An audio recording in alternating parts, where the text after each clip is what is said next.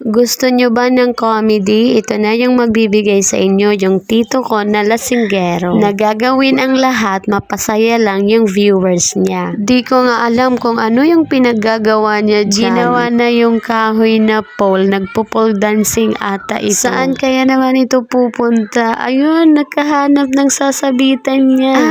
Sa saging pala. Ay, naku talaga itong tito ko.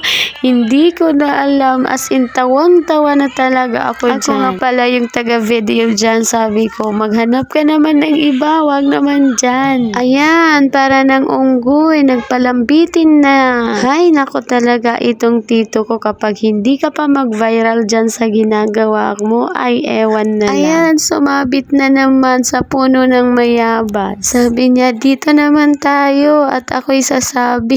Nakakita kami ng koble ng kuryente, sabi ko, doon ka sa taas sumayaw. Ayan, nag-stop siya kasi ang dami ng langgam. Nalagyan yung buong katawan niya, kaya ayan, tinanggal muna niya yung mga langgam sa katawan niya. Aakyat na siya sa taas.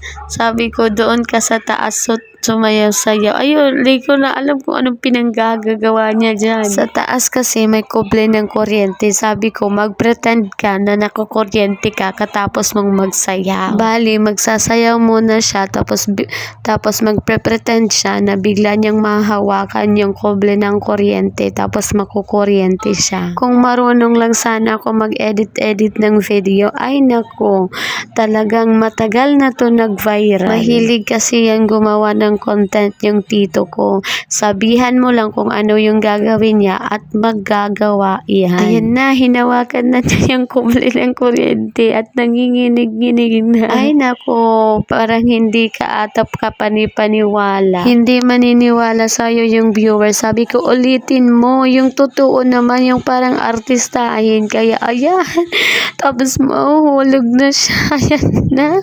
nakakatawa talaga. Sintawang-tawa ako dyan. Sa susunod na naman tayo na video.